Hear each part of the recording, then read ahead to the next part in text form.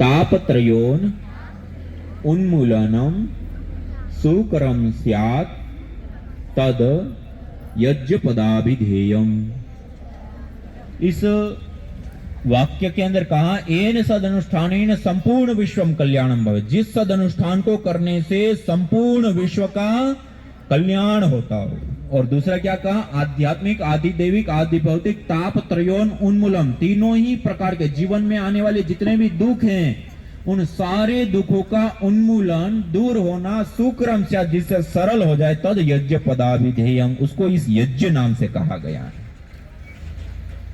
मेरे साथ बोलिए, यथेह क्षुधिता बाला मातरम पर्युपासते एवं सर्वाणि भूतानि अग्निहोत्रम उपासत। इस वेद वाक्य में कहा कि जैसे छोटा बालक होता है ना, भूख रूपी दुख से जब पीड़ित होता है तो मां की शरण में जाता है, मां की गोदी में जाता है और रुदन के माध्यम से अपनी भूख रूपी दुख की अभिव्यक्ति करता है। तो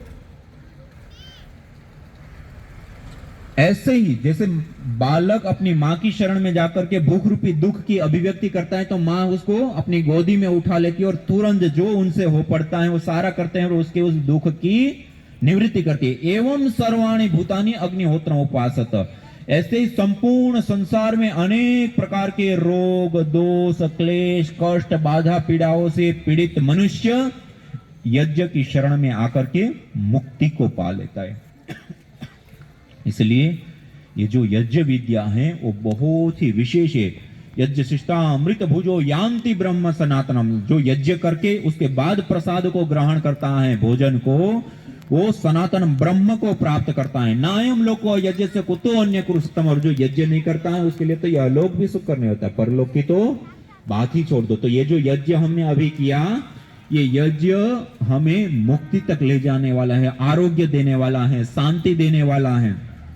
जिस स्थान पे आप प्रतिदिन हवन करते हैं, 5, 7, 10 मिनट, 11 आहुति, 21 आहुति देकर के भी करते हैं, तो वेदों ने कहा है होत्री सदनम हरितम हिरण्ययम, वो घर देवालय शिवालय हो जाता है, वहां देवी शक्तियों का वास होता है, वहां किसी भी प्रकार की नेगेटिविटी, नेगेटिव ऊर्जा नहीं रहती है। और स्वर्ग काम हो जाते, और वो स्थान स्वर्ग के तुल्य हो जाता है। कैसा हो जाता है? स्वर्ग। वहां सुख, शांति, समृद्धि, सद्भाव, सौहार्द और सबको बांटने की, त्याग की भावना होती है। इसलिए हमें प्रतिदिन अपने घर को के अंदर यज्ञ करके अपने घर को बनाना है स्वर्ग। क्या बनाना है? और जो उस स्वर्ग में रहेगा, जो उस घर में रहेगा, वो कभी भी बीमार नहीं होएगा, कभी झगड़ा क्लेश नहीं करेगा, और किसी भी प्रकार की कोई भी नेगेटिविटी, नजर लगना, ये वो दूसरा तीसरा, जिस घर में हवन होता है वहां पर इस प्रकार की सारी नेगेटिविटी खत्म हो जाती है, उसके आसपास फरकती नहीं है। तो ये भी एक विशेष लाभ होता है।